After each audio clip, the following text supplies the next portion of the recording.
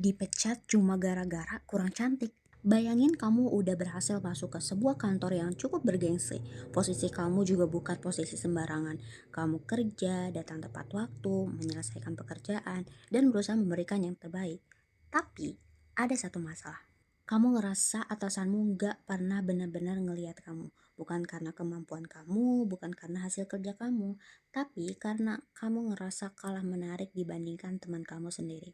Ini adalah cerita dari salah satu followers aku yang ngiriminnya via DM. Dia cerita bahwa selama bekerja dia benar-benar ngerasa jangan-jangan aku kehilangan pekerjaan bukan karena aku nggak mampu, tapi karena aku nggak cukup cantik. Dan yang lebih menyakitkannya, orang yang tanpa sadar menjadi perbandingan adalah teman satu divisinya sendiri. Jadi, dia bekerja di sebuah kantor yang menurut ceritanya cukup prestisius. Dia berhasil mendapatkan posisi yang menurutnya udah lumayan bagus. Di divisi ini, hanya ada dua orang, dia dan satu teman lainnya. Sebenarnya hubungan mereka itu baik-baik aja. Tidak pernah ada masalah besar, tidak pernah bertengkar, dan tidak pernah saling menjatuhkan. Tapi, kalau melihat dari penampilan, mereka memang cukup berbeda. Dia menggambarkan dirinya sebagai perempuan dengan kulit yang sawo matang, punya jerawat, tubuh agak berisi, dan menurutnya dia bukan tipe perempuan yang dianggap cantik oleh banyak orang.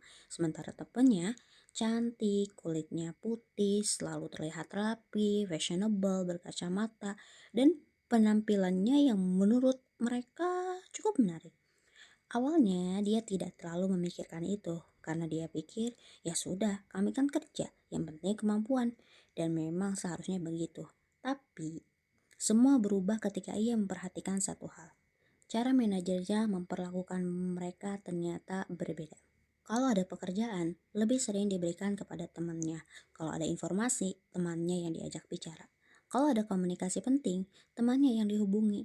Bahkan untuk hal-hal yang sebenarnya berkaitan dengan divisi mereka berdua, dia sering merasa enggak pernah dianggap ada.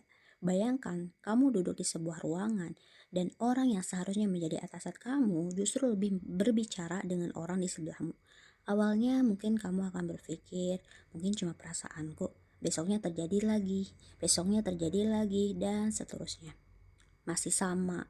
Sampai akhirnya kamu mulai bertanya, apakah sebenarnya yang salah pada aku?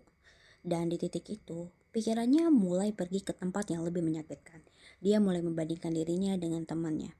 Dia lebih cantik, dia lebih putih, dia lebih stylish. Mungkin memang orang lebih nyaman melihat dia. Dan dari situlah muncul sesuatu yang sebenarnya dia sendiri nggak suka, rasa iri. Dia mengakui bahwa dia mulai merasa iri kepada temannya. Dia juga sadar temannya sebenarnya nggak melakukan kesalahan apapun. Temannya nggak pernah meminta manajernya untuk melakukan hal yang seperti itu. Temannya juga nggak pernah merebut pekerjaannya. Jadi rasa itu terasa semakin rumit. Karena kamu marah, tapi sebenarnya kamu nggak tahu harus marah ke siapa. Kemudian datanglah sebuah proyek besar. Mereka mendapatkan klien yang cukup penting. Dan seperti yang sudah terjadi sebelumnya, pekerjaan itu lebih banyak diberikan kepada temannya. Temannya menangani klien, temannya yang sibuk, temannya yang mendapatkan banyak tugas. Sementara dia berhari-hari dia nggak dapat pekerjaan. Dan ini yang menurutku menjadi bagian yang paling menyakitkan dari ceritanya. Karena dari luar, orang mungkin ngeliat dan berpikir, wah enak dong gak banyak kerjaan. Tapi kalau kamu seorang karyawan, tidak diberi pekerjaan juga bisa menjadi masalah. Di mana kamu bisa mencapai target kalau kesempatan aja nggak diberikan.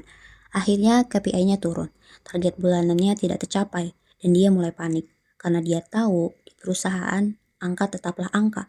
Kalau KPI turun, yang terlihat di laporan mungkin hanya karyawan ini nggak mencapai target. Tapi laporan itu tidak menunjukkan satu hal, berapa banyak pekerjaan yang sebenarnya diberikan padanya. Sampai suatu hari, dia ngobrol dengan seorang teman dari divisi lain. Dan dari situ dia mendapatkan informasi yang membuatnya benar-benar terkejut. Temannya mengatakan kurang lebih kayak gini.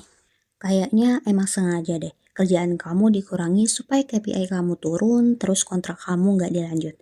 Dia tentu saja kaget, karena selama ini dia berpikir, mungkin aku cuma terlalu sensitif. Mungkin aku cuma merasa dibandingkan, mungkin aku memang kurang bagus. Tapi kalau informasi itu benar, berarti ada kemungkinan yang jauh lebih buruk. Dia bukan gagal karena nggak mampu. Dia mungkin gagal karena nggak diberi kesempatan untuk mencapai target. Dan disitulah pikirannya mulai berantakan. Dia mulai mengingat semuanya. Setiap kali manajernya melewatinya, setiap kali pekerjaan diberikan kepada temannya, setiap kali dia mencoba berkomunikasi tetapi seperti tidak mendapatkan respon. Dan akhirnya dia sampai pada satu kesimpulan. Mungkin aku memang gak diinginkan di sini. Yang penting dia tidak memilih untuk membenci temannya. Dia justru mengatakan bahwa dirinya sadar rasa iri itu bukan sepenuhnya kesalahan temannya. Dan menurutku ini penting. Karena kadang kita merasa iri kepada seseorang. Padahal sebenarnya yang kita benci bukan orangnya. Kita benci situasinya. Kita benci ketika orang lain mendapatkan sesuatu yang menurut kita seharusnya juga bisa kita dapatkan. Kita benci ketika merasa diri tidak terlihat, tidak dihargai, tidak dianggap, dan mungkin yang paling kita benci adalah perasaan bahwa penampilan kita membuat orang lain memperlakukan kita berbeda. Tapi kita juga harus berhati-hati karena tidak pernah benar-benar tahu isi hati orang. Mungkin manajernya memang bias, mungkin ada alasan lain yang tidak dia ketahui, atau mungkin informasi tentang kontraknya juga belum tentu sepenuhnya benar. Kita tidak tahu. Yang kita tahu adalah perempuan ini sudah merasa sangat tidak nyaman dengan situasi tersebut. Dan pada akhirnya dia memutuskan untuk mengundurkan diri. Bukan karena dia merasa dirinya tidak mampu, justru karena dia merasa lingkungan itu udah nggak sehat untuk dirinya. Dia tidak ingin setiap hari datang ke kantor sambil bertanya, kenapa aku nggak dianggap? Kenapa dia selalu dipilih? Apakah aku kurang cantik?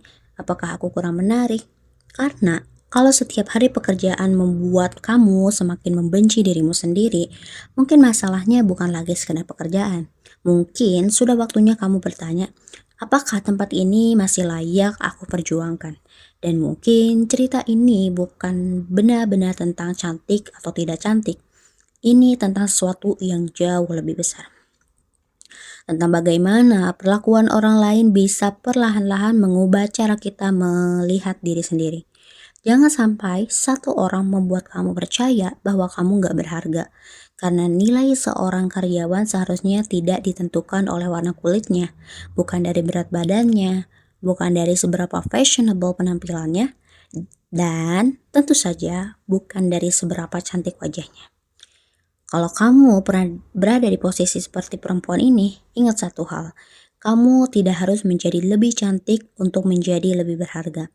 Kamu hanya perlu berada di tempat yang bisa melihat kemampuanmu, bukan hanya penampilanmu. Dan kalau ternyata tempat itu bukan tempatmu, pergi bukan berarti kamu kalah. Kadang, pergi adalah cara terakhir untukmu menyelamatkan harga dirimu.